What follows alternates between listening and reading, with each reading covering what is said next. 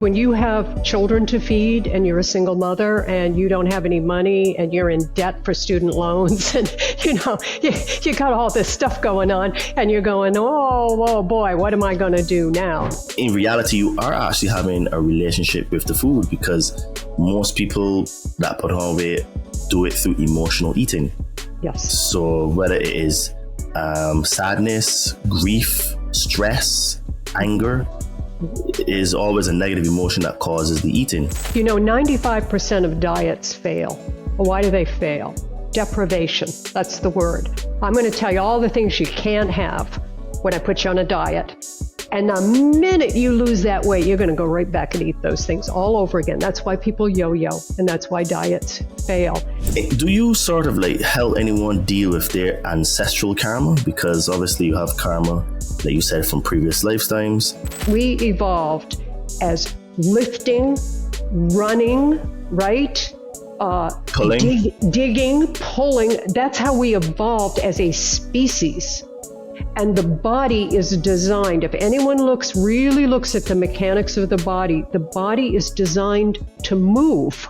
If you are new to this podcast, please don't forget to like, subscribe, and to share, because that helps us to be recommended in the algorithms. If you would like to support this podcast, please check out our merch store on Amazon with the brand Todd and Me. We've got some cool t-shirts, tank tops, hoodies, and sweaters. Link will be in the description of this podcast. And if you're now starting a spiritual journey, you would like to start a spiritual journey, or you're currently on a spiritual journey and you would like some help removing some fears and traumas, please hit me up on my Instagram at Adriano_246, and it will help you to get some magic mushrooms. Enjoy the show and stay tuned, because we have some more great content coming soon. Hello, beautiful and amazing people. Welcome back to the Conscious Man 7 podcast. I am your host, Todd Cave. And today we welcome first-time guest Dr. Lynn Anderson, who is a naturopath, yoga nutrition therapist, fitness professional, karma master, published author, international speaker, and video producer with over 40 years experience in the field of natural health and fitness. She has been featured in Redbook, Reader's Digest, Huffington Post, Shape, Self, and various other national publications, TV networks, and podcasts. She is the author and producer of the Soul Walking series, Karma, Prosperity, Vitality, and the Naturopathic Wellness series, the Yoga of Nutrition, and the Recipes for Health, Sex, Happiness, and Love, and Dr. Lynn's Proactive Aging Workouts DVDs, and she is the CEC author of Burnout, It Happens to All of Us.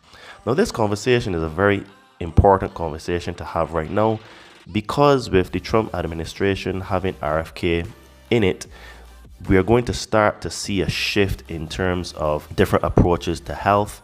And one of those approaches that will eventually come out is the focus of prevention instead of the cure. And this is the exact approach that Dr. Lynn takes, because her whole ethos is about how to prevent illness by following certain protocols and eating a certain way and having certain practices. And this is very much in line with my ethos. And as a former civil engineer, it resonates with me, because when we were building projects, we always used to look at how we can reduce risk and what measures we need to take to mitigate those risks. And if you look at your health the same way, if you follow certain protocols by cutting out certain things or having certain practices, it means that you can reduce the likelihood of sickness through proper habits and stuff like that. So I hope you enjoyed this conversation, and stay tuned, because we have some more interesting and amazing guests coming soon. When truth is blurred by lies and misinformation, perception becomes reality. What will you perceive your reality to be? Liberate your fears and walk with me. Sit down and meditate. Connect with your soul.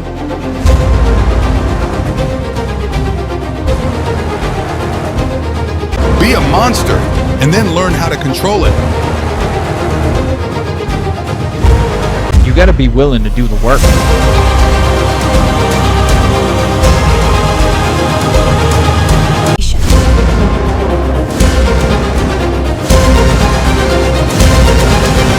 So it really goes really deep in terms of words and etymology and what they mean. So this is why like it is really hard to really crack the matrix, because there's so many levels and layers to it, you know?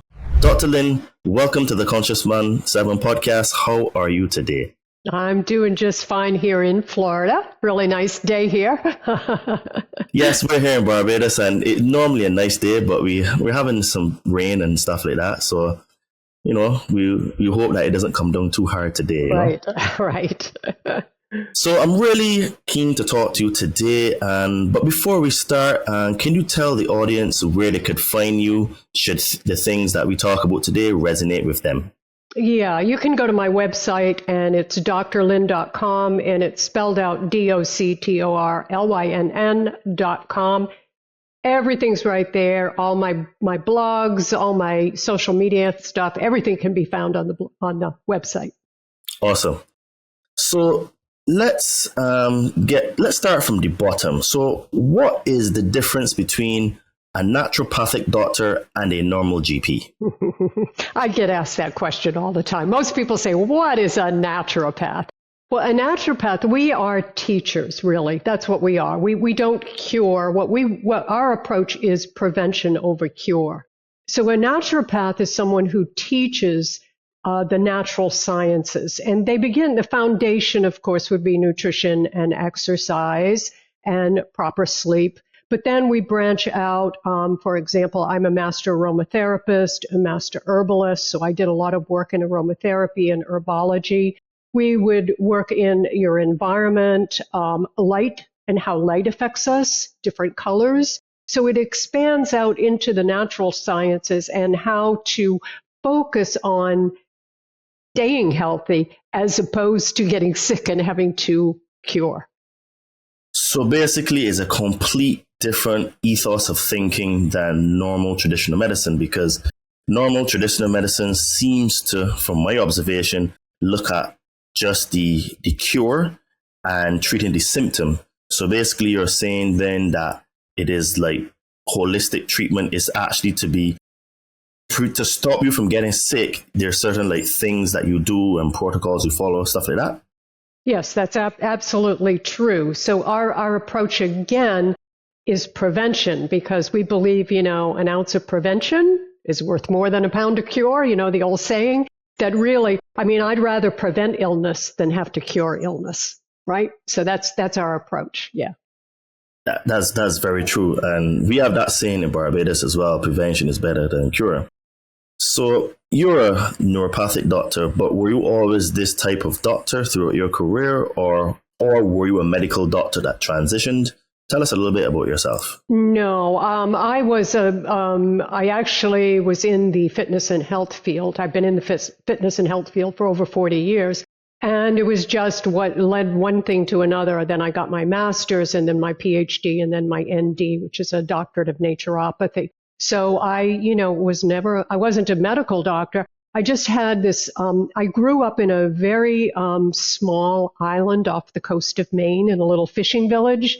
And we lived very organically. And we didn't have a doctor on the island. So there was a lot of folk medicine that I grew up around. And it was just my natural course to not take drugs, as a last resort. So that's what kind of led me to become a naturopath. Okay, that's interesting. So there's always a story. I have found that in terms of myself and several of the people that I speak to that are in similar space, there's always an event or events that have sort of like pushed them down this path. Mm-hmm. So what was the catalyst or the event or events that caused you to walk this path of health, wellness, and basically holistic treatment? Because it's not a normal path for most people to walk, to be honest. No, it's not. And if you go back 30, 40 years when I started on this, we were considered quacks back then. So it was very difficult. But I would say that it all goes back to, I was a single mother with 2 children, and I went back to finish my undergraduate degree at the University of Maine. And I had no money. I was broke. I was doing work study. I was bartending. I was doing everything I could to get through school and to raise these two kids. And by the time I graduated, I was just completely exhausted, physically, mentally, and soulfully. It was kind of like just a collapse afterwards. You're running, stress, and then there's a collapse. And I knew, I had to raise these two children, so I had to get my health back. And to me, the best way was to was to look at the nutrition, look at the way to build my life back up rather than take medication. So that's really kind of the catalyst that got me onto the path of health and fitness.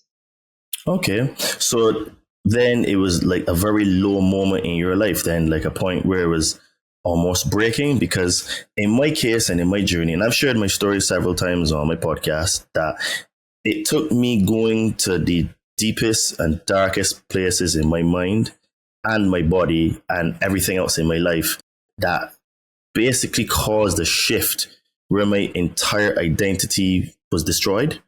I didn't know who I was. And in my case, I turned to reading books as a way to deal with what was happening, because it was people take drugs, some people gamble, some people drink. I just read books. So what was it the being broke? Was it you were feeling tired? What was it? Or was it all of it that just pushed you so far that he was like, okay, I've got to do something different? Well, physically, I was exhausted. So physically and mentally, I was totally drained. So that would be a big part of it. And money. When you have children to feed and you're a single mother and you don't have any money and you're in debt for student loans and, you got all this stuff going on and you're going, oh boy, what am I going to do now?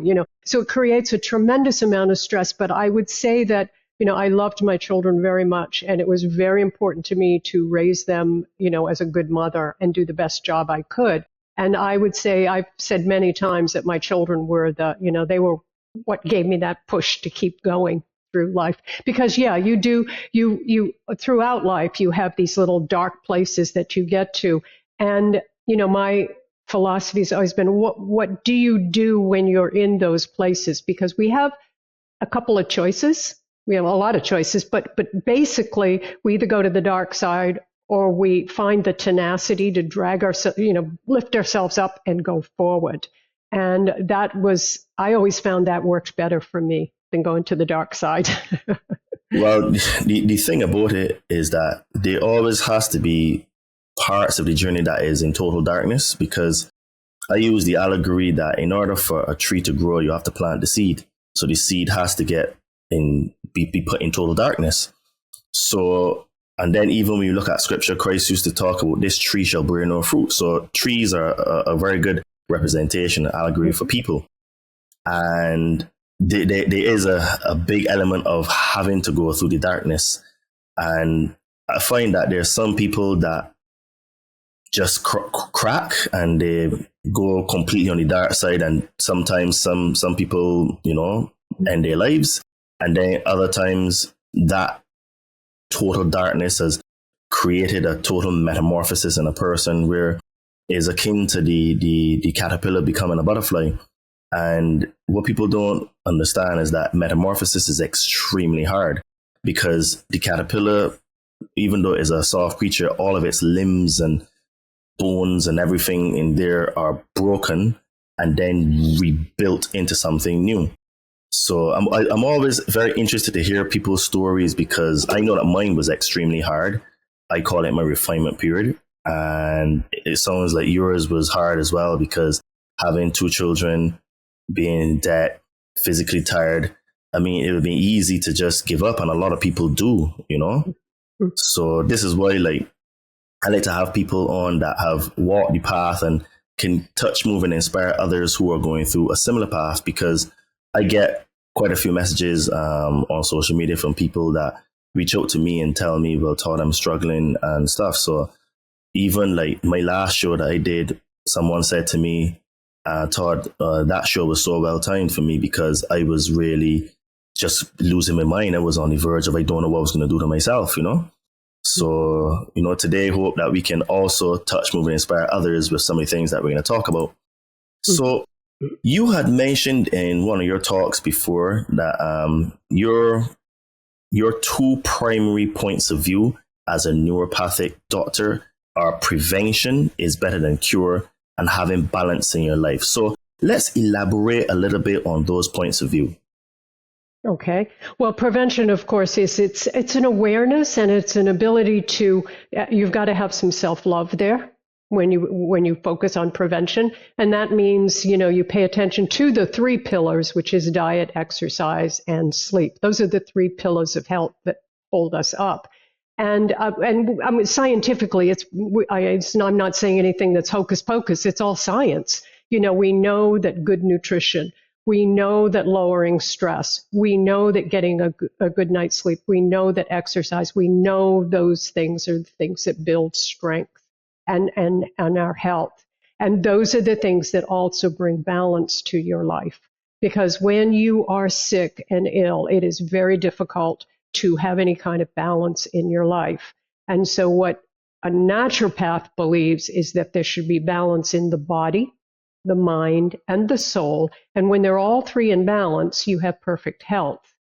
And that's just common sense, Okay, so let's break down that a little bit now. So I'm a fitness trainer. I talk a lot about nutrition. So in terms of nutrition, then, what do you tell your clients or patients in terms of what to look for in terms of nutrition? Because sometimes, I talk to people and they find so much information out there. It's so overwhelming. You can find studies that are saying, quotation mark studies, that eggs are bad. Then there's another one saying, eggs are really good. So what are some of the things that you teach your clients or patients in terms of nutrition, high level? Because like I said, some people, they're starting at zero and they don't know anything about anything. Mm-hmm. Well, one thing that I always tell people is the fallback position is the Mediterranean diet. I mean, because people always come up to me and say, what diet should I use? Should I do this diet?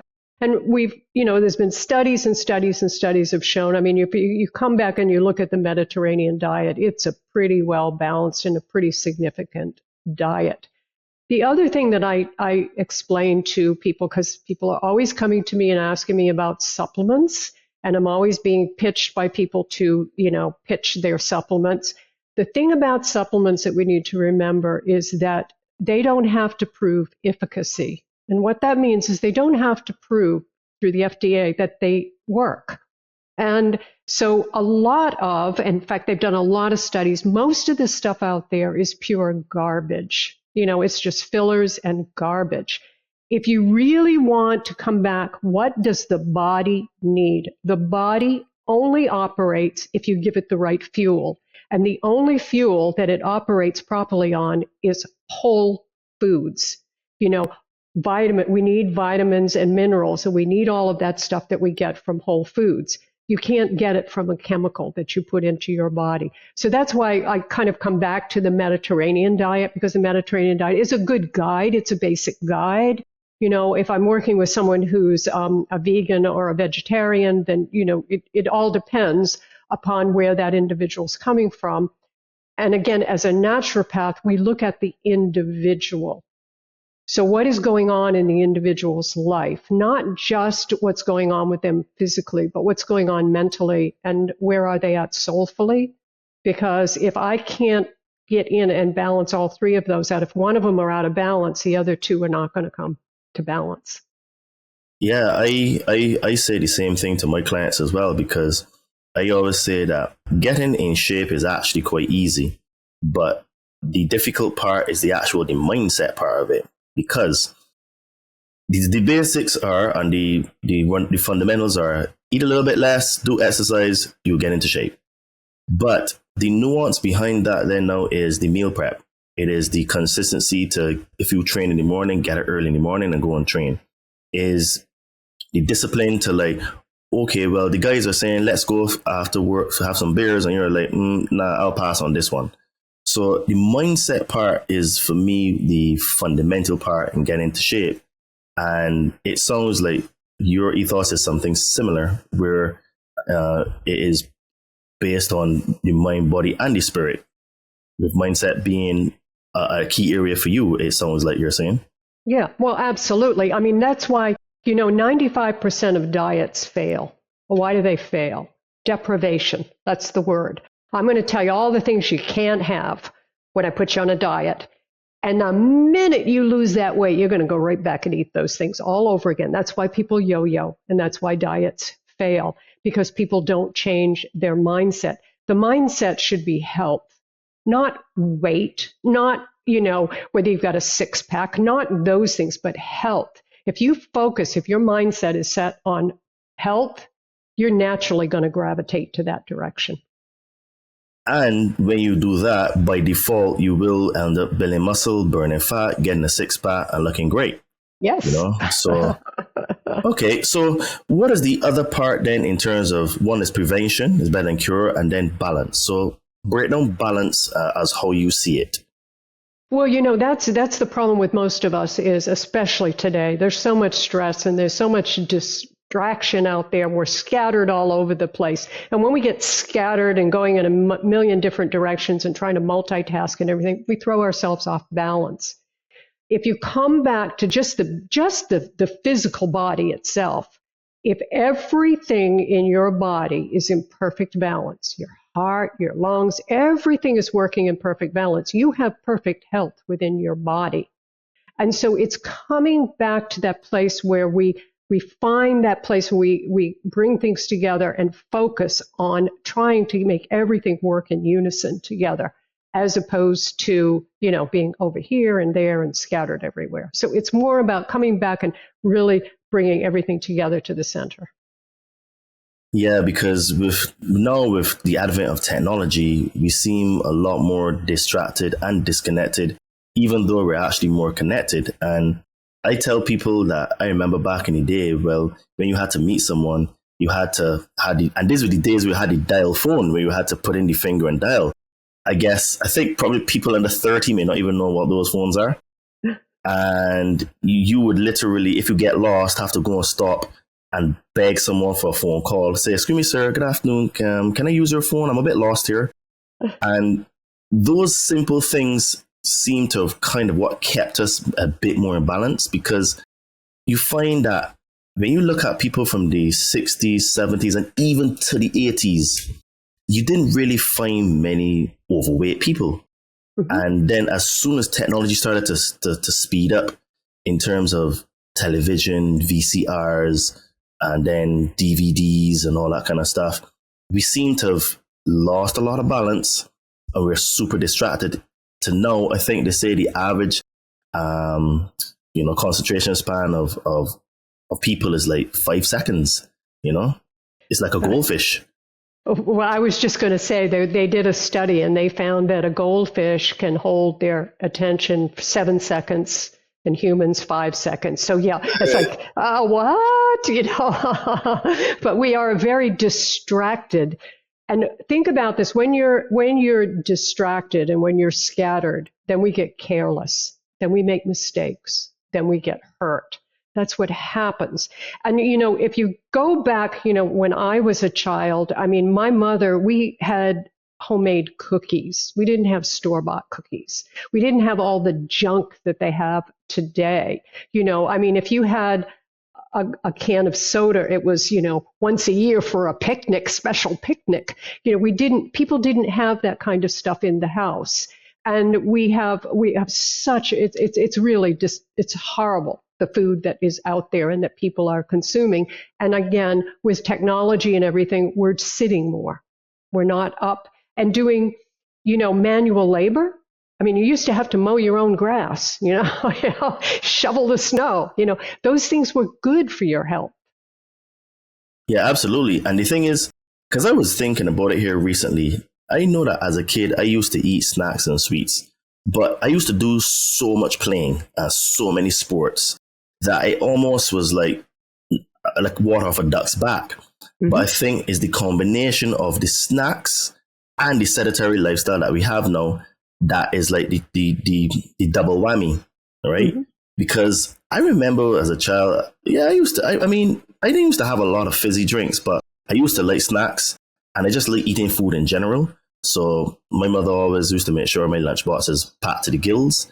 And the amount of playing that I used to do, I never used to put on weight. In fact, I was quite a slim guy, you know? Mm-hmm. And a lot of fellas as well at school, they were kind of slim because of the amount of playing that we used to do. So things have definitely shifted now for sure, technology.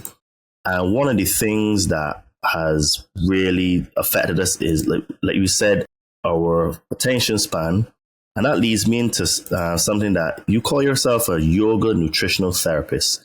So can you explain what that is? Because I'm kind of curious to understand what that is. Well, there is a branch of yoga. It's called Annamaya Kosha. And Annamaya Kosha means the yoga of eating. And the general philosophy of that is it's not a special diet. It's not that you have to eat any special diet, but it's that you have this temple, which is your body. And your temple is what I call it's the vehicle for your soul, and your mind is your GPS for your soul, and that we should honor those. And so what it means is that you should take in good nutrition to honor and take care of the temple for your soul. And that's really what it means. And then it goes into a deep, the deeper philosophical part of yoga. But it's not any particular diet. It's just sitting down and thinking about taking care of the most important thing in your life, and that is your health. Okay, so then with that sort of thought process, then would that include things like actually looking at the labels of food? Because today we have to be extremely careful because, to be honest, when I look at food now, unless you grow every single thing from your kitchen garden, the sad reality is that we're going to have chemicals in some form or fashion. So you can choose to be either super anal and then literally become a breatharian if you want, because you're so sort of like frustrated with the food, or you can sort of like, I guess, pick and choose and just minimize. So how does this ethos then you explain it to your clients? Because this is how it sounds like to me. This is my interpretation of what you're saying sounds like, where it is having a bit of care to look and see what's in the foods and doing certain practices. So is that similar to what it really is to you? Yes. And it's sitting and thinking about, if you sit down and you eat a big bag of potato chips, your body's not going to feel too good afterwards. You might, and half the time when people are eating things like that, they're not even conscious that they're eating it. So it's a consciousness of what you're putting into your body, how you're chewing, where the food comes from, and by that honoring yourself by giving yourself this good nutrition. And I agree with you. Even when you see things that are organic, they are sprayed. There are chemicals out there. I was just reading this morning that tea, they're now saying that tea in tea bags has plastic in it. So if you're drinking tea with tea bag, we can get, to use your word, we can get anal with this to the point that, you're not going to eat anything. But it's more of, if there's a bag of chips here and there's an apple here, it's making that conscious choice that I want to take care of my body because I love and care for myself. And that's really where it has to begin. Because if you really love and care for yourself and you value your health, then you're going to gravitate to what's going to do the best for your health. Okay, so I'm going to get a little controversial here. So there is this body positivity movement, and it is mostly with girls basically telling other girls, don't worry, queen, you're good the way you are. People should just love you for your curves, no matter X, Y, Z, etc. Now, in my humble opinion, I think that is self-loathing and not self-love. So how then do you take how do you deal with or push back against the body positivity movement where it is claiming is about self-love, which to the self-love you're talking about? How do you push back against people when they come with that argument? Well, let me take a little step back here. I do agree with you. I mean, when I see people who are really obese and we're supposed to say, well, that's fine. It's okay to be obese. We got to accept that. I come back and say, no, I think we need to focus on health, because anybody who is extremely obese is not a healthy person. They are not healthy. And the body is not designed to carry that much and weight, and it really wreaks havoc on the heart, on the lungs, on all of the body. So it's not, again, as I said, it's not about having a six-pack. It's not about having that slender little waist or the perfect little figure or whatever it is. It's about health. And that's when I work with my clients, to get them to appreciate and love who they are, and by that focus on bringing themselves to a place of health. And that's good nutrition, diet, exercise, and good sleep. And if someone is following a path of eating a healthy diet, and that doesn't mean you can't have a cookie here and there, or a drink or a dessert, but if you're giving your body the nutrients that it needs, more times than not, you won't be eating the junk food because you'll be full. And if you exercise on a regular basis, which we evolved as a moving human being, right? Humans evolved outside under direct sunlight, moving. We didn't evolve sitting in chairs. So the body is designed to move. It wants to move. It is healthier when it moves. And then you add the other component of getting a good night's sleep. If you're focusing on that, then you're solving the problem of, the direction. I agree with you that I think we've taken it too far. Yeah, because, I find it, like I said, I find it mostly with, you hear other girls saying to other girls, and I find that they just simply don't hold themselves accountable. And they just like to have the cop out and say, well, you're fantastic the way you are, you're a beautiful soul. And I can't really wrap my head around it, because we're telling people lies. And the lies that we're telling them is to make people feel good. So I was just interested to find out, how do you tackle someone when they come to tell you, well, actually, me loving myself the way I am is totally fine, and I am beautiful, this XYZ. And if you don't find me beautiful, then that's up to you. There's another person that will find me beautiful. So how do you tackle them? Or is it you just tell them, you just go straight down the health line? I'm very curious, because as a guy, I can come across too direct and logical. So I was wondering how you, handle those kind of conversations or topics. Well, the first thing is, yes, we should, if you don't have self-love, then you're not going to take care of anything in your life. You're just going to go downhill. But again, there's a health factor there. And if someone truly loves themselves, if someone is really overweight and they're really unhealthy, but they say, you got to love me, I need to love myself.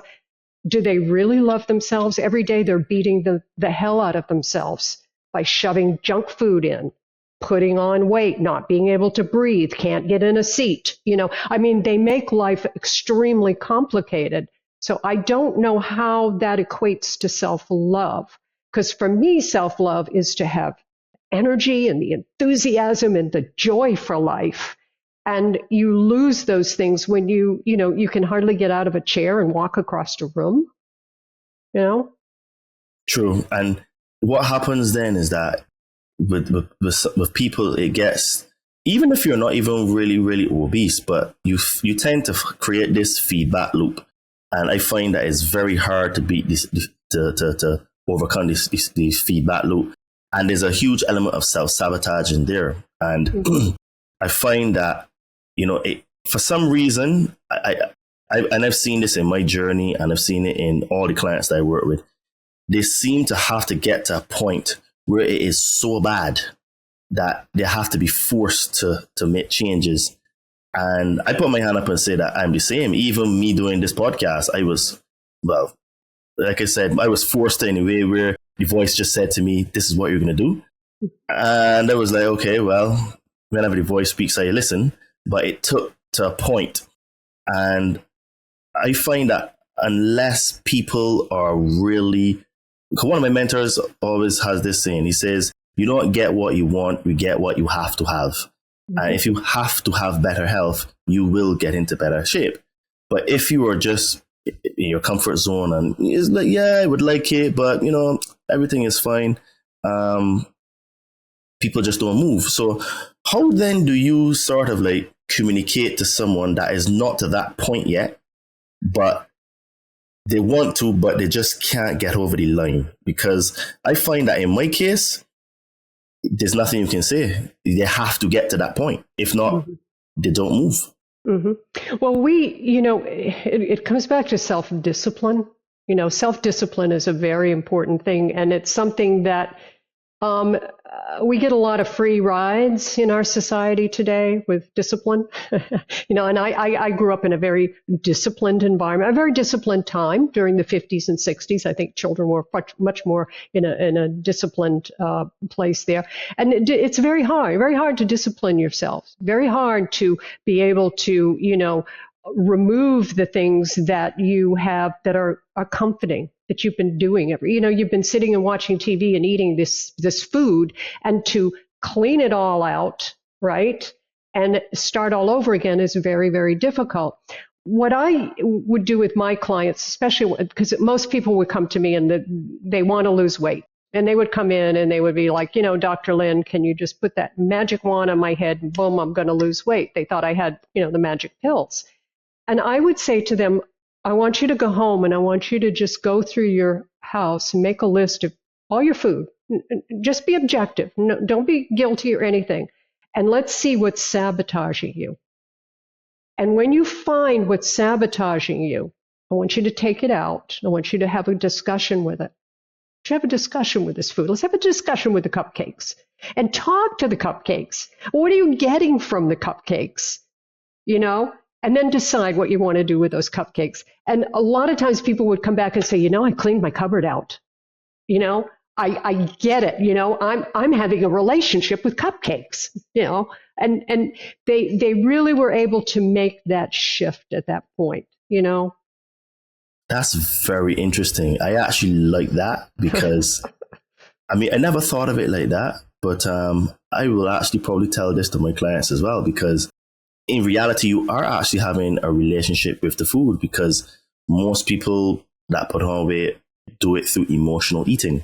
Yes. So whether it is sadness, grief, stress, anger, is always a negative emotion that causes the eating. And I find that one of the ways to deal with emotions, and especially negative emotions, is meditation. So is meditation part of your health practice in treatment and that you recommend to your patients? It is, but I always begin with awareness, because an awareness is, awareness is a very deep concept, and it's aware. Once you become aware of the things that are tripping you up, then you have an opportunity to deal with them. But most of the time, and like you said, we emotionally eat, we're not even aware why we're eating. We're eating and eating and eating. But are you depressed? And become aware of your depression. Where's your depression coming from? It's becoming aware of those things. And once you become aware of the emotions and the feelings, then you can deal with them. But when you're unaware, you're in the dark, So I always try to bring people back, and we come back and, let's put aside what you're eating. Let's put aside all that stuff. Where are you at mentally? What's going on in your life? How connected are you soulfully? And those are the things that will bring me back. And you'd be surprised the things that will come up from people that they had no idea, that these were the things that were sabotaging them, because nobody had ever brought them in and said, let's look at all three, body, mind, and soul. Okay, so you don't start them off doing meditation. So you get them to become aware first of what is going on. And then after the awareness, then you introduce meditation. Mm-hmm. Well, I do it through yoga because I'm a yoga therapist, okay. And which means I've worked one-on-one with people. I've worked with people with cancer, with people who are dying. I've done that, and I teach yoga classes. I teach karma yoga classes, and that is what I teach my students, is to be aware what's going on in the mind, be aware of all that crazy, we call it chitta, all that stuff that's going on in there. and then try to quiet it down. And then when you get it quiet down, then you go into the meditation, which is just to let go. Okay, that's interesting, because what I do is I build habits for my clients, and then I get them to do meditations. And I mostly recommend, not mostly, all give them guided meditations, because I find that guided meditations are really good for people that are now starting to learn how to meditate and try it, because to sit there in, silence with yourself is kind of hard, because the mind, I guess there's why they say when you conquer the mind, you can conquer the world, because the mind is literally harder to control or to master than the physical body. And I have found that one of the things that really helps with my clients is these guided meditations I give them, and or just having a meditation practice, even if that is 5 minutes in a day, every day, to just give gratitude, because that's another form of meditation. Yes. Even if it's just short. And I find that having a practice of meditation really helps you to stay disciplined, have consistency, to improve your mindset.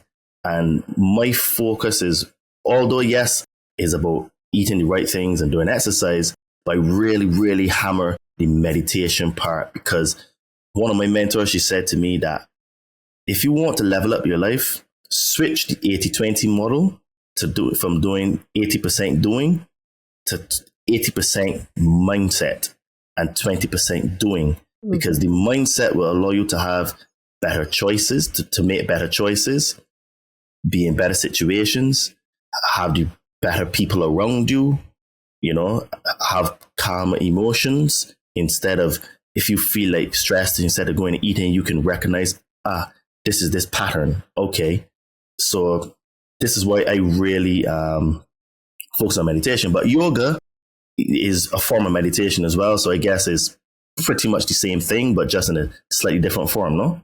Well, what I do is, I when we do meditation in yoga and everybody goes to Shavasana, I tell them to just be aware without judgment, because this is the whole key, to be objective, to observe what comes up in the mind and where it goes, and then come back to that quiet place. Because when you go into a meditation, the mind is going to go here, there, and everywhere. It's very hard to, and meditation is not about being an empty mind. We don't have empty minds. The mind is always active, but it's the ability to let go and be still, and just, you can watch the ripplings. And with yoga, the idea is to stop the ripplings of the mind. That is the key with yoga. That is what it is all about, because it is the ripplings of the mind, the here, there, and everywhere, we call it monkey mind, that gets us into trouble. And so when we can see those fluctuations, and if you observe yourself, come back from yourself and observe yourself with awareness, then you can bring it back to that balanced place. That's really the essence of karma yoga. Okay, that's very interesting, because what I do sometimes is when I'm doing meditation, I actually take the observer approach, because I've been influenced by several different people. And one of the things I find works for me is just like what you said, if something comes up, I take a step back and I'm like, okay, I can see this thing is going on in my mind.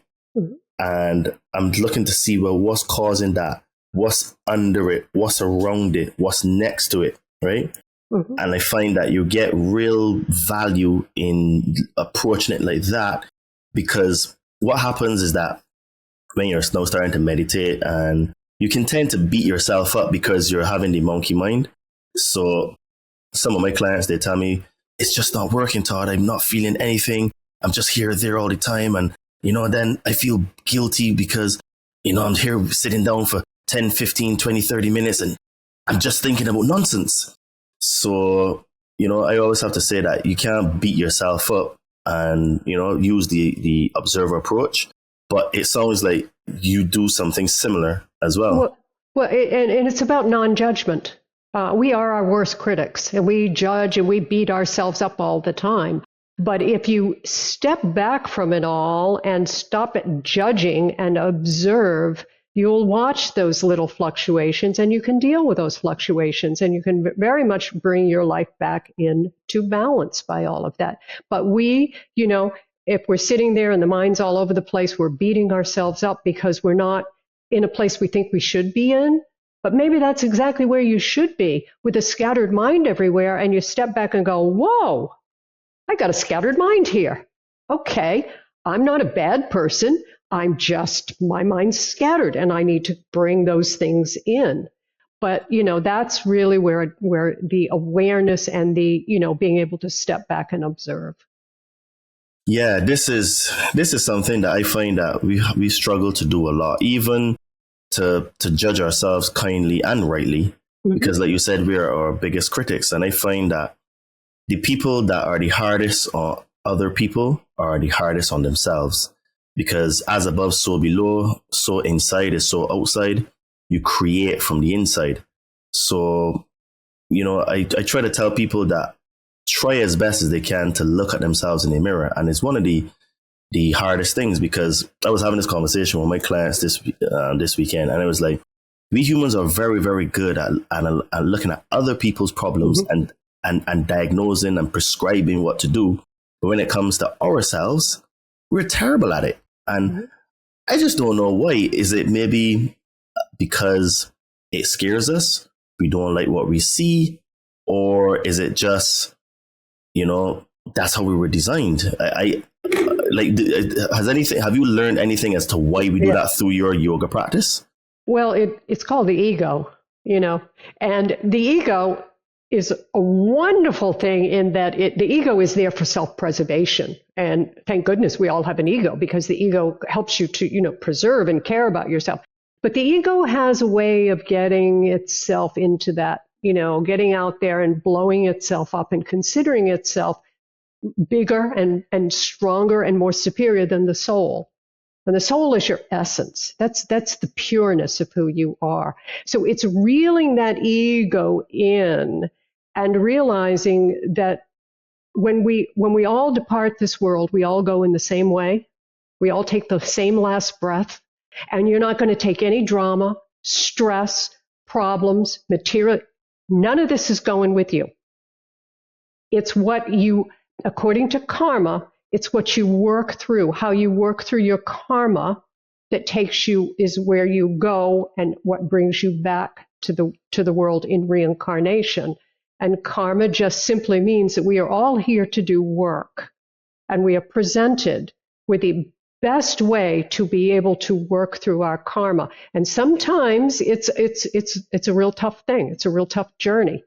But everything that happens in your life is for a reason.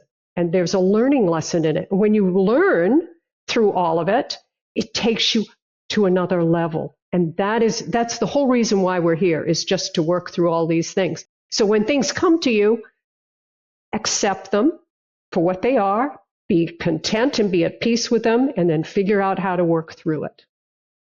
Okay, so I get asked this question a lot, and I would like to hear your take on it. So people say, okay, Todd, so you say that we're here to work through karma and we have supposed soul contracts and stuff. So someone said to me, so how do you explain, say that a child was abused, sexually abused? How can you say that was supposed to be destined for them and they're supposed to work through it? And my answer is, I say, well, this is life and things happen. And it's not necessarily that you designed to be abused as a child. So how do you then reply to people when they say, okay, well, I was abused as a child, or my daughter just got killed, XYZ. How do you say that when you're talking about karma and that, we're here to learn? So, because bad things happen. So how do you communicate a message to people that may not necessarily upset them, because it is kind of a tough topic to really deal with, Well, life is not easy, and we are not here to go on a cakewalk. We as human beings are here to work through these different things. According to karma, things that happen to you, these things happen to give you an opportunity to work to another level. And when you work to that level and you've reached that, whatever time, and we have no control, I mean, I have no control over that, we as human beings, when you pass, you go, according to karma, you go to a place, it's called the holdover place. And it's a place where you reflect. You reflect upon your deeds and your misdeeds in your prior life. And then karma says we choose the body, the parents, the situation to come back to earth that will allow us to work through whatever major karma we need to work through. So when someone dies, they have completed whatever that mission is. And I would go back and I would say that everybody is here to go through a lot of tough stuff. I don't know anybody who hasn't been through something, and maybe the loss of a parent, the loss of a child, abuse, whatever. Everyone has, as they say, as the Christians say, your cross to bear. We all have something. And so it's a matter of understanding, and you have to come and be at peace with things as they are, because things are just exactly as they're supposed to be for you and for me. That's karma. Okay, so then a person that's hearing that now is going to say, well, because I'm only repeating what people would tell me, but Todd, I can't accept that. So you're telling me that I chose to come back here to get abused as a child or to get raped? That doesn't make sense. So, you know what I mean? I simply can't believe that I chose to get raped or get abused as a child. How do you reply to people when they go that angle? Well, it's not that we so much choose to come back. I'm coming back, and this is why I want to be beaten up, and I want to do all of these things. According to karma, you have misdeeds and deeds. You have things from a prior life. And in a prior life, according to karma, you may have been the perpetrator in a prior life, and a male, and you come back as a female, and you experience that.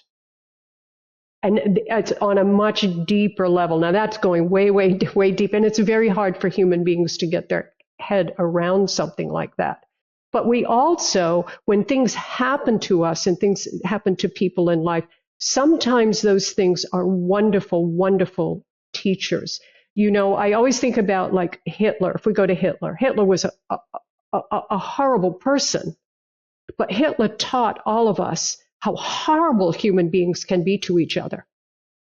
And if you really think about that is a wonderful thing for humanity.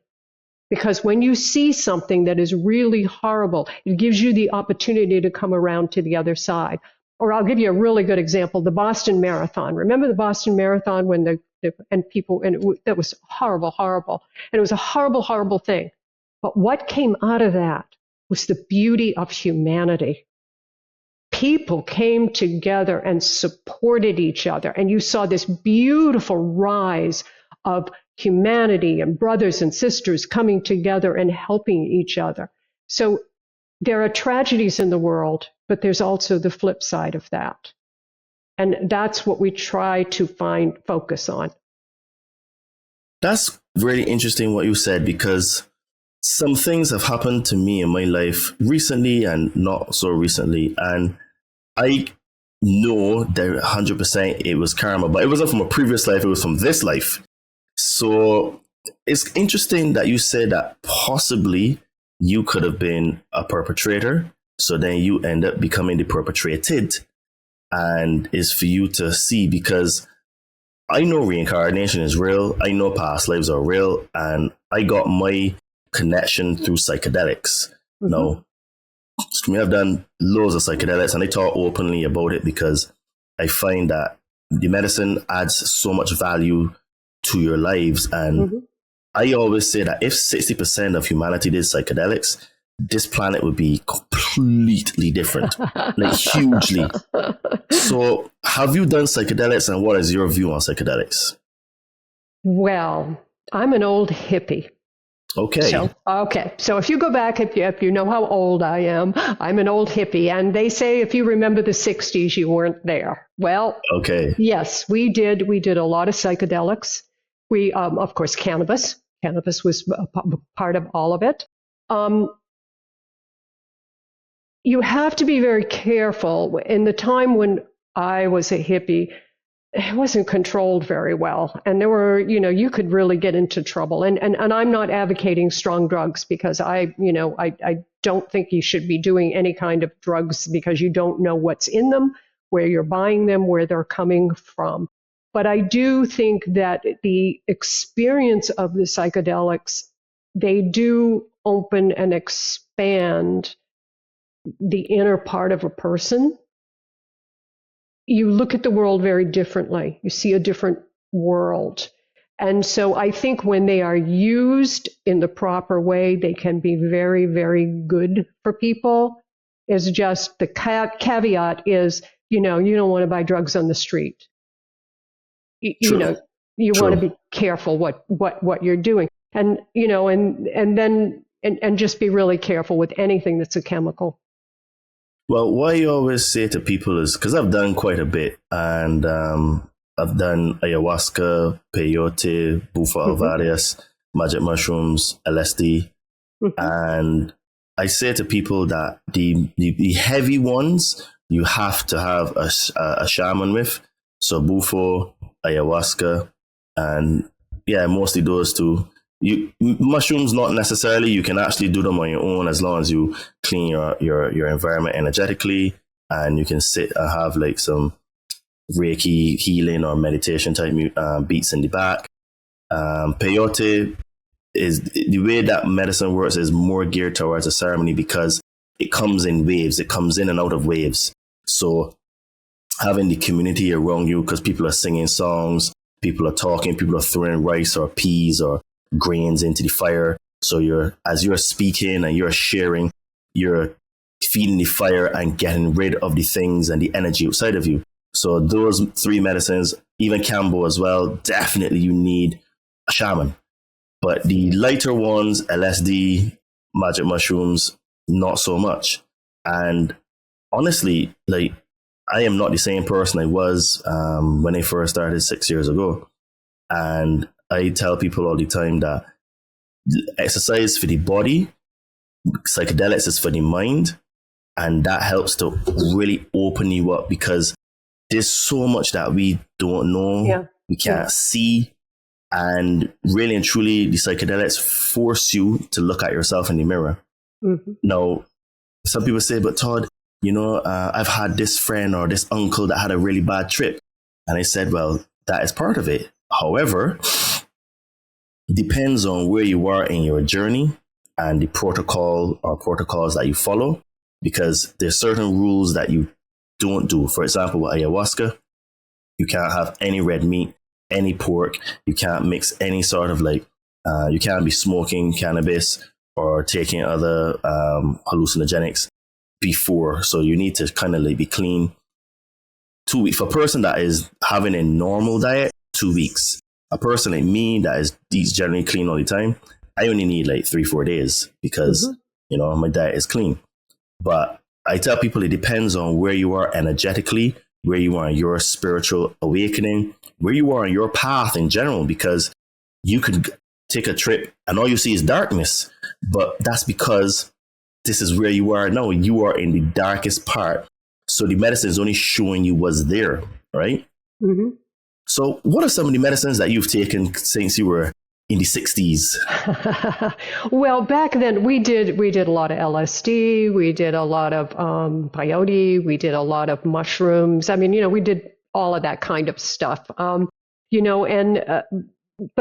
that was when I was very young, and I, at a very young age, stopped doing those things. I would say that cannabis was something that continued on because my generation, and also as an herbalist, I could see the benefit of herbal medicine, and cannabis is not. It is used as a recreational drug, but it is not a recreational drug. It's a medicine. It's an herbal medicine that has been used since the beginning of time for, pain and all of those kinds of things. So, I mean, these days I don't do any drugs. It's been probably 50 years since I did any LSD or anything like that. Yeah. Well, you have children. And back then, you have to remember that was very, very illegal. And you could lose your children if you had, cocaine. I remember when cocaine was the big thing. And I've never done cocaine because I had 2 children. I just couldn't have drugs around. I did not want to lose my children. So it was a different time back then, But, as kids, we popped a lot of things. And that's why I say to people, and I like what you said there, is that, if you're going to experiment with these things, do it right. Don't buy it from some Joe Blow on the street who's probably put rat poisoning in it or something. You really have to be careful when you deal with these kinds of things as well.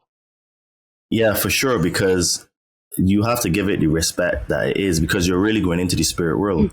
Yes. And like my shaman says, like the spirit world is just like any normal town square and city, where in a city you have good people and you have bad people. Mm-hmm. When you go into the spirit world, you have good spirits and you have bad spirits. That's correct. So the shaman there is like your sort of like tour guide.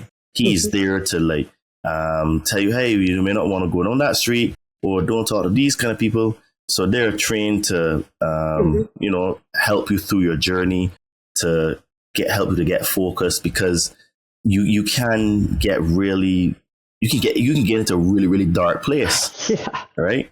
Mm-hmm. But mostly I find people that have the darkest of experiences, 1, don't follow a protocol. Mm-hmm. 2, they are at the very beginning. So what it is now is that they have no reference point on the experience that they're having. Because I remember when they first did Bufo, that was like so immersive. That was like a rocket ship. Like within 10 seconds, I was flying. Mm-hmm. And because it was so much unconditional love. So Bufo works with the 4th chakra, which is the heart. And then ayahuasca works with the 6th chakra, which is for the pineal gland, the 3rd eye. This is why ayahuasca is very visionary, and Bufo is more feeling. You feel this connection to the universe, the source, to like the life force energy. It's a feeling thing. And I was scared because it was so much love that was coming into my body that I was like, whoa, what's this? Like, and then the shaman knew that I was like having a bad time, and he came over and he started to work with me. I started to get me to focus on my breathing, and it was hard because I felt like I wasn't able to breathe, Yeah. So this is why I always recommend, when you're doing the heavy psychedelics, Bufo, ayahuasca, and peyote, have a shaman, because they're there to guide you. The other ones, LSD, magic mushrooms, you can get away on your own, as long as you have you don't drink alcohol or smoke cannabis with them, to have any other sort of hallucinogenics or things that will affect the mind, and then also be in a place where you can be by yourself and not trying to drive a car or not trying to have a conversation with people. It's time for reflection, right? Because you get a sort of like an outer body experience, so you can look at yourself in a way, like how we were describing before, observing yourself. The medicine gives you that ability to see your life from an observer point of view, Exactly. And that's the ability to step back and observe life, and we don't. Most people just are bowling through life rather than stopping and taking a look at what's really going on around you, and in you. And that's what's really important. But again, yes, I'm not advocating drugs, but if one wants to go down that route, you are giving them the right advice to do, is to be, go to the right person, go with the right reason, and the experience is mind altering. It will change you. Absolutely. This is what I say. If we want to really change the world, all people that work in government should be forced mandatorily to do ayahuasca. Yeah. They should be forced to go on a retreat to the country of their choice, whether it's Mexico, Peru, or Brazil, and do ayahuasca. Mm-hmm. I guarantee they'll come back all the robbing and the corruption and stuff can be reduced exponentially, because you can't go and have those experiences and come back and be the exact sort of person. It rubs off on you eventually. Like, you get a conscience, you know? Yes. And the conscience, that's the whole thing. And you begin to understand what life is really all about. And again, like I said, it's not about all the material things. It's not about all the money in the bank. And that you don't take that stuff with you when you depart this world. What you do take is your deeds and your misdeeds. Those are the things you take with you when you depart this world. And so it's really paying attention to, what deeds are you doing? Are you being a good person? Are you helping others? Are you a caring person? Those things, a kind person. Those things are the things of value. Those have far more value than the big bank account. It's true. And it is almost like we're forced by design to not even analyze ourselves like that, because very few people today actually look at themselves and say, well, what do I contribute to humanity? Am I actually being a good person? Mm-hmm. Am I forgiving? Am I kind? We are so conditioned right now to just get up, go and do a job that we don't like to do, just to get some money to pay bills. And then we have a family, so then we shut off even any sort of enjoyment or wanting to have a life. So you can just do a job because, that puts food on the table, and you sacrifice yourself. No, the sacrificing yourself is what it is paramount to have the family. However, you still have to have time for yourself to reflect, to see, okay, what am I fulfilling my highest potential? What is my life purpose? Yes, I have a family. Yes, I have responsibilities, but am I adding to the soul level of myself, or am I subtracting from it, And what you were talking about in terms of karma is quite interesting, but you said that you call yourself a karma master. So what does that mean exactly? Do you help or teach people how to clean up their karma and also their ancestral karma? What is a karma master? Well, to master anything, you have to read, you have to study. And I've been studying karma for 40 years. You have to write. You have to have knowledge and write. I've been writing about karma for 40 years. You have to teach. I have been teaching. If you are doing those things, then you become a karma master. And so what I do is I have written books on karma, and I teach karma, and that's what I do. I teach people what karma really means, which it does not mean good and bad. It does not mean the pop culture good and bad. Karma simply means energy. It means that that energy is everywhere. We are energy. There's energy everywhere. It's what you do with the energy. Because if I put out energy of kindness, it's going to come back to me. If I come up and I punch someone in the face, they're going to punch me back, right? And it's cause and effect. Karma isn't good and bad. It's cause and effect. And that's really the key to karma. Yeah, I look at karma like that as well. Every action has an equal opposite reaction. That's how I say it. And I say what you put out is what you receive. So it is very much looking at things on an energetic level, because literally everything is energy. And I say that it is your diet. And I say your diet is not just what you put in your body. It is what you put in your mind through the media, the books that you read or don't read, right? It is the consumption of vast amounts of social media. And then it's also the friends that you keep. This is also your diet, because if you look at your 5 closest friends, those 5 closest friends together is a representation of your almost certain future. Mm-hmm. And then obviously what you put in your body, if you look at it in terms of energy, so then you have high energy food and low energy food, right? So I say to people, and I tell my clients that you look at yourself as a high performance racing car. And if you are a high performance racing car, you're not going to put normal cheap fuel inside of it, because it's not going to perform well, because it's a performance vehicle. Mm-hmm. So if you look at yourself as a Ferrari or a Lamborghini or any high performance car, but you're going to put in the right fuel, the high octane fuel, the most expensive fuel, to get that thing to work. And it's the same with your body. You have to put the best quality food in your body.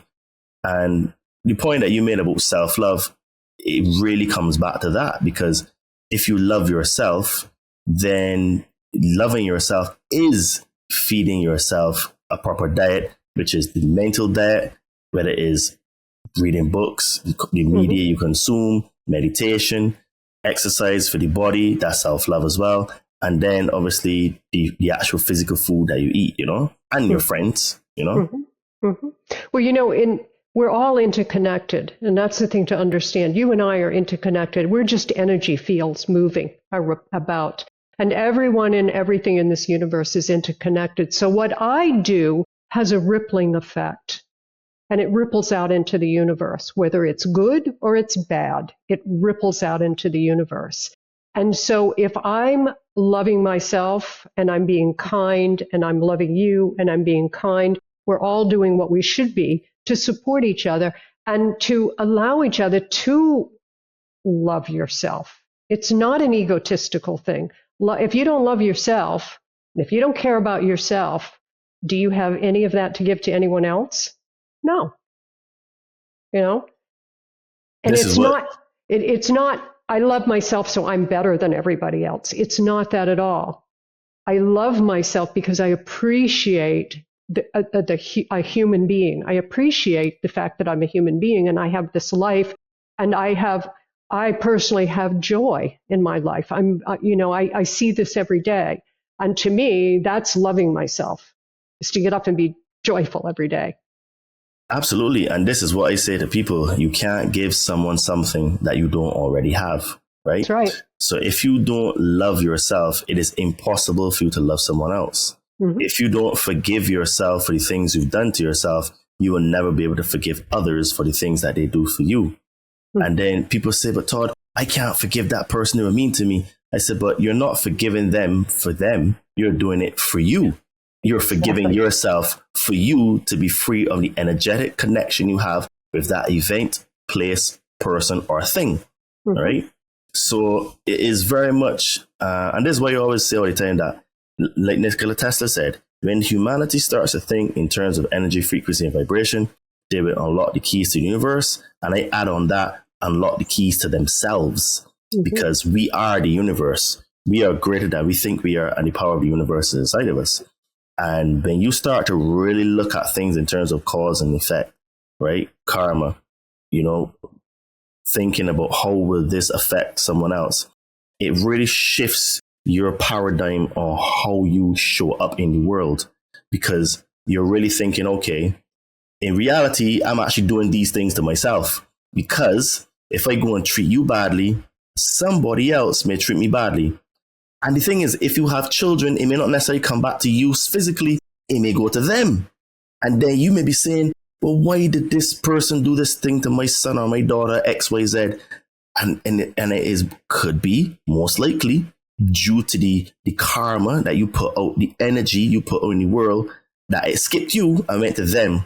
So it hurts maybe even worse, Yep. Again, we're all just energy moving around. And you and I, our energy field, the molecules that make up you and I are spinning at a slower rate. That's why we physically show up in the world. But there's energy that we don't see in the physical world that's still there. And there's an expression, you can, a wound from an arrow will heal, but wounds from words will last forever. And they really, and you can heal a wound, from a cut or an arrow, but when someone really wounds you with words, those things can last forever. And so, I never thought of it like that, but it's true. It is actually true, And the thing is, we're so egotistical today. We're all about service of self and instead of service to others. And I think that basically we need a bit of a reset on where our priorities lie, because a lot of people don't even have time to even reflect on, am I actually being a good person? Like, what can I do to improve? It's just stuck in this Ferris wheel like the hamster, And where we're at now is like, basically, we're about to go into some very hard times, because of the karma. So do you sort of like help anyone deal with their ancestral karma? Because obviously you have karma that you said from previous lifetimes. And then obviously you have the parental lineages, the maternal and the paternal. So do you help people clear up some of those karmic from those lineages? And if you do, how do you do it, and what does that look like?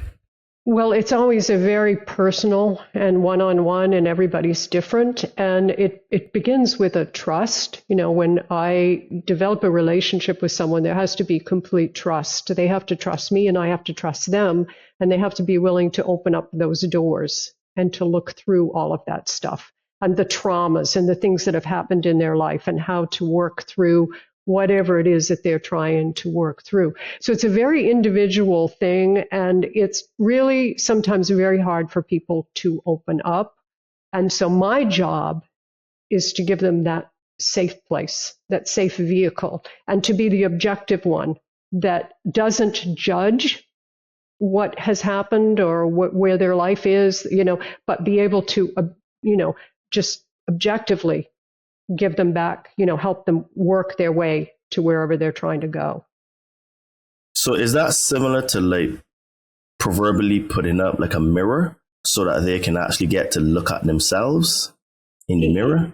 Yes. It's kind of like that. But again, it's, you'd be surprised at the clients that have come to me and have told me things that, and sometimes I'm like, I don't want to hear this. I really don't want to hear this, but I'm here, and there are things, and I've had people say to me, I've never told anybody this. I don't know why I'm opening up to you. And I know then I've done my job. I know I'm doing my karma then, because I'm opening up this area where there's complete safety, because every one of us has things. There's nobody that gets through this life without some scars. It doesn't happen, Facts. Yeah, we all have our scars and our things we carry with them. What do you do with those things? Sometimes they can take people to the worst places, and sometimes they can take you to the highest places, and it comes right back to whether you want to, how you approach those things and how you look at those things. I had a brother. My brother passed away this last year, and my brother and I had the same upbringing, and my brother went a complete different direction than me. We had the same upbringing, and yet he just went into, a very negative place in his life. And yet you have two siblings raised the same way, came from the same background, and those things that we both had to deal with, I just chose to take them in a different direction. I chose to take those and use those and look at those, and how could I use those to positively help other people, move myself forward. But that's a decision we all have to make. And we don't have to make it in this lifetime. That's what karma says. You don't have to make it if you don't want to. You can just keep coming back through that reincarnation circle, and you come back next time and you can be murdered next time, or you can be, those things can happen to you. But it really behooves all of us to try to live as nice a life as we can, so that when we reincarnate, we come back on a higher level, physically, mentally, and soulfully. I tell you, right, like, now that I am aware of reincarnation, I know it's real. I don't know about you, but I don't want to come back and repeat this. This has been hard. And man, karma is savage. And what you were saying reminds me of something that Lao Tzu said. He says, pain is inevitable, but suffering is a choice. And it looks like if, like you said, you can't make it through this lifetime without having some sort of a trauma, some sort of a fear, some sort of a pain, some sort of a scar, some sort of a wound. It just seems like it's part of it. But what I would say is that I am tired of all of that, because I want to just hurry up and learn these lessons so that I can go to bigger planes and merge with other consciousness and teach other galaxies and stuff like that. Because, man, Earth is hard. Earth is well hard. It is, but we are, as human beings, we are vulnerable. And we are here to experience everything that it means to be a human being. And that means all feelings and all experiences and all emotions. You cannot experience happiness unless you know sadness. That's the balance in life. And again, it's what you do with those emotions, because we're all going to experience every one of them. Nobody is going to get through life without experiencing hatred, without experiencing, greed, without experiencing those things. That's part of life. And part of it is experiencing happiness. But again, you don't know what happiness is until you know what sadness is. And sometimes people have to experience really deep sadness to find happiness in life or find joy. And that is why we are here as human beings, to experience it all. We're not here for a cakewalk. We're here it's all here. You got to experience it all. Yes. And I know for a fact, if I did not have my last surgery in 2017, I would never be doing what I'm doing now. And if I didn't have my accident in 2005, where I broke my foot the first time, I would never have had the experiences that led me to do this. Mm-hmm. And I'll be honest, it was extremely painful the last few years.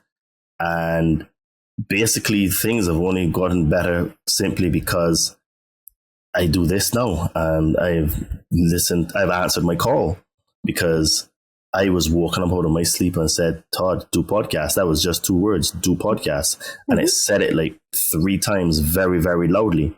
Mm-hmm. And that's the same voice that speaks to me when I do psychedelics. Mm-hmm. And it woke me out of my sleep. So I think that you are right. I don't like to agree, but I live in a fast-based reality. So I will say that is the case. But it doesn't mean I like it anymore, right? But it's karma. It's karma. That's what we're here to experience, all of it. And if you understand that it's experiences, that's what it is. And you have the soul level that the soul just sort of observes everything that's going on.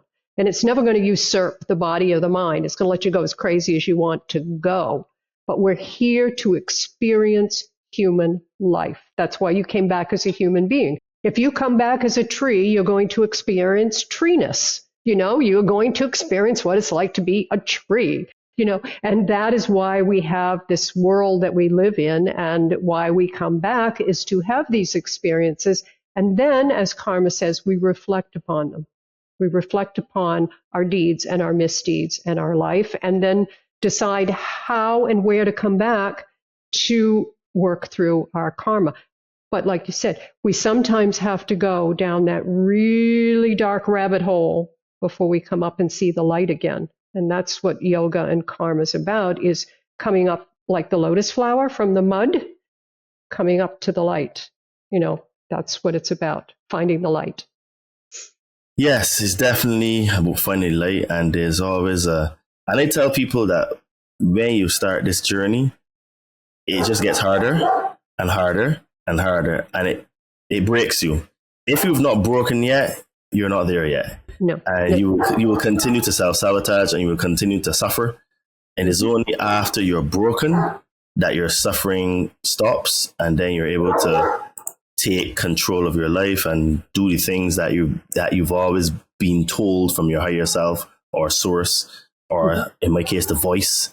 So, it gets harder, folks, but don't give up. Is I think the main point here, because the moment when you are about to give up is the moment that when the magic and the transformation happens. It's that moment when you're about to give up and you break, and then you liberate yourself, Mm-hmm. That is absolutely correct. And when you go and you move past that and you start down that journey and you begin to experience the working through of your karma, it does completely change your life in so many, many ways.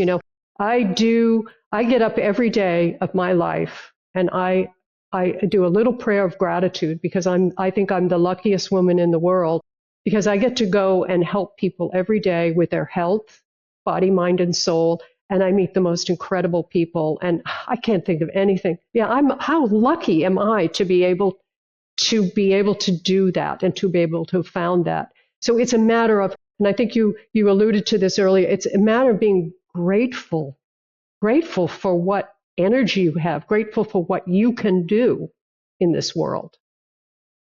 Yeah, I totally agree. And so I had a yogini previously on my show, and she brought down the spirituality and spiritual practices in yoga. So do you apply any of those teachings on the spiritual side in your practice, or is it mostly the movement side, or I think they call it the Ashtanga? Mm-hmm. My class is very much, we always have a lesson. I always give a direction that we go on. So we have a karma lesson before we even start. And then I weave it into the class, because the only way you can really understand yoga, I can lecture about yoga and all this stuff, and you'll never really experience what balance is like until I get you to do a tree and take 1 foot off from the ground. And I explain to you that, hey, life isn't always both feet on the ground. You got to focus even when, and find your balance, even when there's a storm blowing out there and things are happening. So from my perspective, it's really about getting people to tap into their essence, which is their soul, and coming and using yoga, the physical part of it and the mental part of it, to come back and create, that unity of body, mind, and soul. So yes, I would say my yoga is very, very soulfully pathed. Okay, very, very interesting. And out of curiosity, do you prescribe resistance training either in the form of weight training or calisthenics to your clients? I do. I'm a certified spin instructor. I've been teaching spin for 20 odd years, 25 years. I'm a dance instructor, so I have a very extensive fitness background as well. And I always say to all of my students, clients, you need to have a well-rounded workout. So it's important to lift weights. It's important to pay attention to your skeleton. It's important to strengthen the muscles.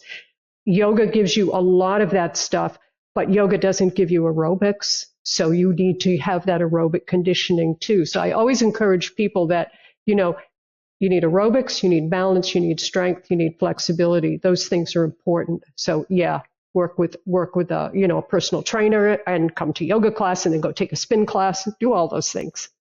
That's really refreshing to hear, because the people that I have connected with that are yogis or yoginis, the vast majority of them negate calisthenics or weight training, any sort of resistance training. Mm-hmm. And the argument they tell me is that I am totally fine to just do my poses and to stand on my hands and stuff. And I say to them, no, yoga is a very good discipline, but it doesn't push the body hard enough to be able to build muscle or to burn fat.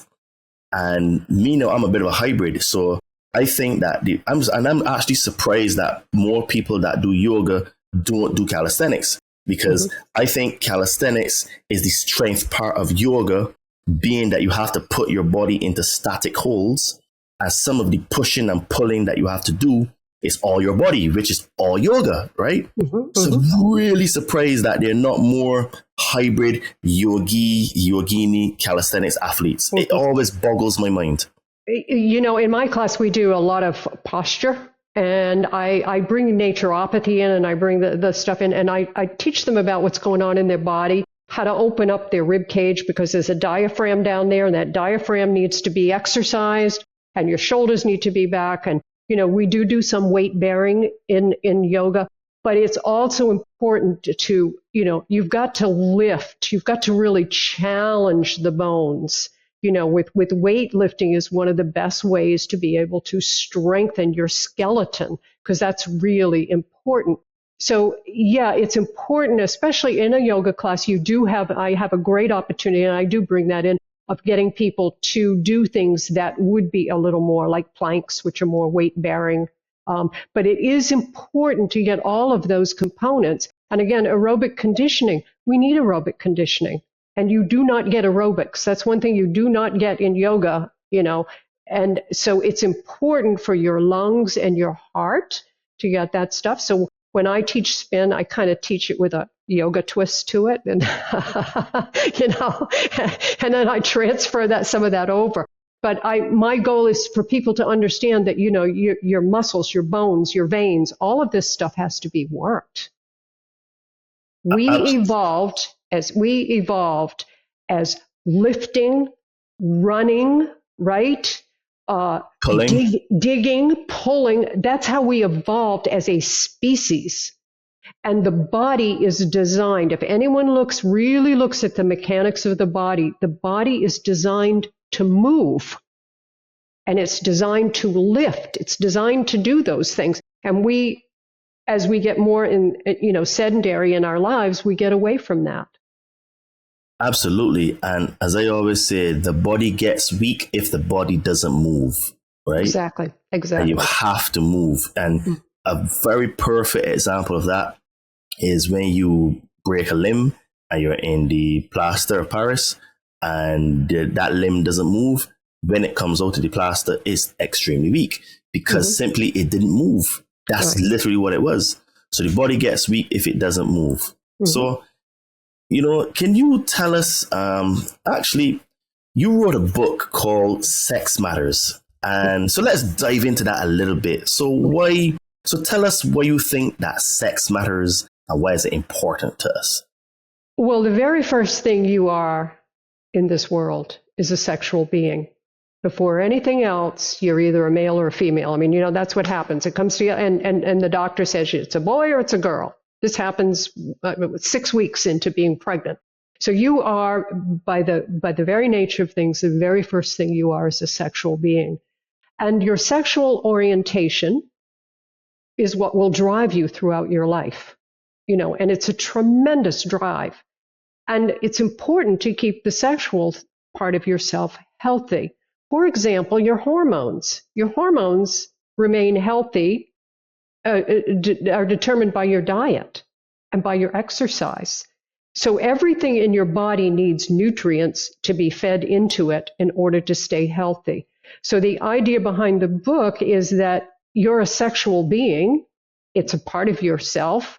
Important to keep that sexuality healthy, because sexuality is not just the act of sex, but it is how we carry ourselves. It's how, confident we are. It's how we experience pleasure in life. It has so many aspects to it that it's important to make sure that part is kept healthy too.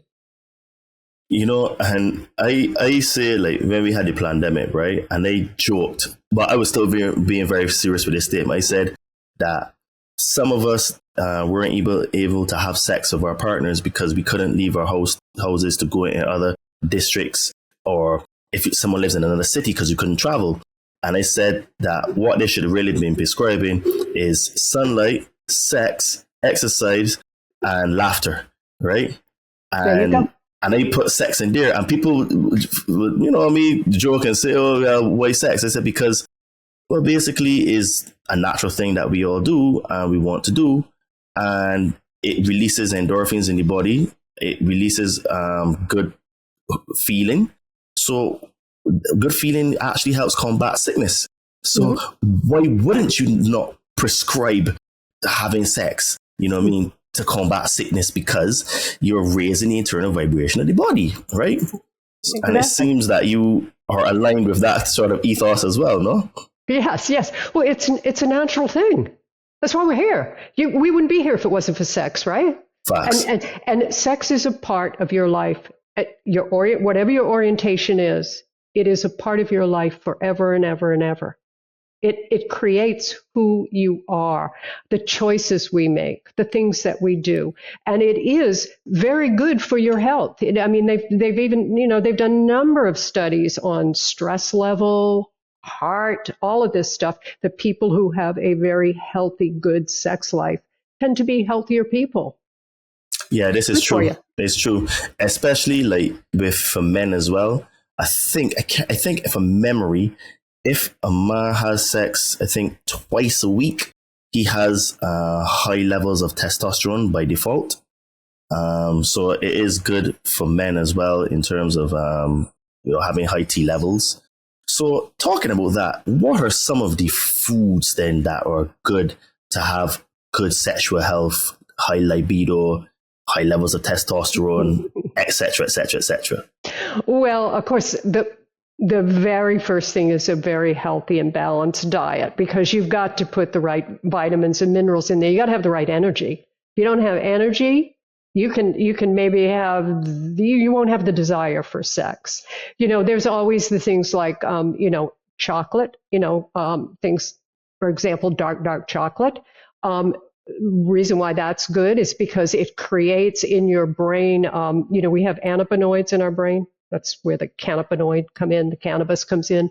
We have the pleasure center, and the pleasure center in your brain needs to be fed just like everything else.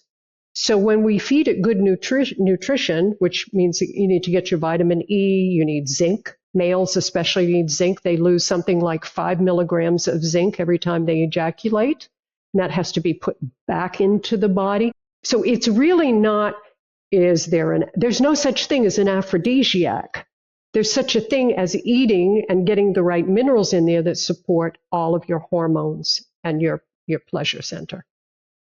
Yes.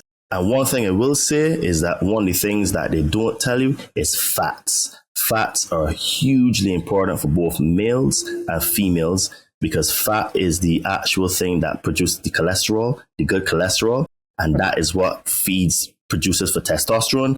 And on the flip side, for women and estrogen, fat is the base that you build on top of for sexual health. The good fat and, the omegas, the omega-3, yes, all of those things. So, people have been looking since the beginning of time for the aphrodisiac of life. What am I going to be able to take? And boom, there is no aphrodisiac. There is none. It's right up here. If you really want to find the aphrodisiac, it's up here in your mind. But, it's really about feeding the body. When you meet someone and they're really healthy and they're up and they're happy and they're really, there's a sexual draw to that person. Facts. Right? Yeah. So that's why sexual health is so important, because it's more than just the sexual act. When someone walks in a room and they have that confidence and they have that charm and they have that charisma, they control the room, right? And that's sexual energy. Yeah, you never looked at it like that, but that's very, very true. So we know that our sexual energy is our creative energy. So can you give us any tips on how we can harness more of this creative energy to create new possibilities? Well, it's having that confidence and that charisma and understanding that and not dissipating your sexual energy. And by that, I mean, just randomly having sex with anybody. And, people do destroy their sexuality, but there's a sexual essence. And if you look at any people who are really, really successful people, they have a very high sex drive. But what they understand is how to control that. Very successful people will control that sexual energy and take it and use it to create that charisma, that ability to be creative. So the sexual energy is very creative energy. So it's almost like they've channeled that sexual energy into a said project or a thing to work on. Yes, because the sexual drive is extremely strong. Yes, I mean, just look at animals. The animals kill each other for sex, right? Yeah. And to be fair, humans do to some degree, Yes, that is true. So, that is true. Yeah. So it's an energy and it's a force, and it's what you do with that. There's nothing more beautiful than two people making love, and that's not sex. Sex is involved in that, but that's a beautiful thing when that happens. And then, of course, if there's a beautiful soul that comes as a result of that, a baby, a new life into this world. But we as human beings, we're not like animals. We don't just have sex to procreate. We have all these complications in us. Animals, the only reason they have sex is to procreate. It's true, it's true. They don't have it to love or to get even or to use the other animal. They just, whenever they're in heat, that's it. And then they leave each other alone. But human beings, we're very complicated. And part of that is our pleasure center. and our sexuality and our consciousness. Yeah. Well, it's true. I mean, yeah, we are very complicated, and I think sometimes to our own detriment because we're so complicated. So we are a mind, body, spirit complex, which requires us to work on all three parts of us. So anyone listening to this podcast who is a complete beginner, now going through their refinement period, now waking up to this journal of information, can you share some easy and very simple practices or distinctions that they should consider now that they're starting to walk on this path? Well, I would definitely suggest that they work with someone and they find someone that they can trust and they can work with, because it can be very confusing. You know, there's so much disinformation out there. And so it's really important sometimes to, as human beings, we do need some validation. We do need that, and we do need some direction sometimes. So that's really where it begins, because when you wake up one day and go, wait a minute, I'm body, mind, and soul, and I really want to work on all three and bring all three to balance. As they say, you know, when the student's ready, the teacher will appear, and the teacher will appear. You just have to be looking for the teacher. And the teacher doesn't necessarily mean a person like me. It can be a lesson. It can be something happens in your life. But, you know, you have to then kind of come back to that place of really wanting to take care of you and take care of yourself in all three of those levels. So I would say the most important thing is that, you know, either find a really good author that you can start with, or someone you can work with that can kind of help you and get you guided on that road. And be very careful when you find someone like that, that they're not looking to just bring you in and make $1 off from you. You know, I used to, with my clients, I used to tell them, you know, we're going to work for about 6 weeks, and then I'm just going to let you, you know, you can come back, but I want you to get, and, you know, that's not good business. You don't make money. But my conscience said, you know, I can give them this, and I wasn't there to keep somebody coming back to me and taking money out of their pocket every week. I mean, that's not what it was about. I was hoping that they would fly by themselves, you know. It's true, because I have certainly found in this space, the truther space, the conspiracy space, the ancient alien space, the consciousness, spirituality space, a lot of people are only in it for a buck. Mm-hmm. And a lot of these people sometimes don't believe in what they say, or maybe they do, but their sole purpose is to make a buck. And what I say to people is just look at the fruit of the tree and look at the actions and the attributes, and these things definitely show, because words mean nothing unless they're backed up by evidence, which are actions, and the actions always tell you what is there and what isn't, you know. Mm-hmm. So with that being said, tell the listeners again how they can find you if they want to come and work with you. What would that look like? And tell us anything else is going on, anything you want to plug on the show, like your books, etc., etc. Well, if they come to the website, I do have an online yoga class, which I charge people $5 to come to the class. And the reason I do that is I want to make it accessible to everybody. So I'm not going to be charging you $30 to come and take a class, one of my classes. My books are there, and I do have a place where you can do a private consultation if you want. And the initial consultation won't cost you anything. We do a 15-minute, whether to see if we can work together, because I want to make sure that I can work with that person and they can work with me. So if there's anything that they want to know, it's drlynn.com, DOCTORLYNN.com. Shoot me out an email. I'll be happy to send something back to you. And, you know, that's where they can find out everything. Yes, and all of her links to her website, her any other things that she's got going on, her social media, all that kind of stuff will be down in the description of this podcast if you want to reach out to her. And as you know, guys, I am an online fitness trainer. I help spiritually inclined people burn fat and build muscle. So if conversations like this resonated with you and you would like to get into the best shape of your life, because as I've said in this podcast, if you want to level up your life, you get into shape. You start with the body, go through the body, and then you can build on top of that, because the body is the vehicle and it takes you everywhere, literally, right? So hit me up on my Instagram at Adriano_246 or my name Todd Cave. And yeah, let's have a conversation and see if we're a good fit. And as you know, I help people to connect with magic mushrooms. So if you are on a spiritual journey or you would like to start a spiritual journey and you would like to help to get rid of some fears and traumas, hit me up on my socials again at Adriano_246 or my name Todd Cave, and I will help you to get some magic mushrooms. And if you would like to support this podcast, you can. We have a merch store on Amazon called Todd and Me, and I'm wearing one of those shirts today. It is the Conscious Man 7 shirt. So if you would like to support the podcast, because that helps us to keep this enterprise going, helps us to get better equipment and stuff like that, and also to make time to speak to awesome guests like Dr. Lynn today. Link to the Amazon store, Todd and Me, will be also in this description. And don't forget to please like and subscribe and to share, because that helps us to be recommended in the algorithms. And yes, people, this has been another great conversation. I'm thank you very much, Dr. Lynn, for coming on to the show.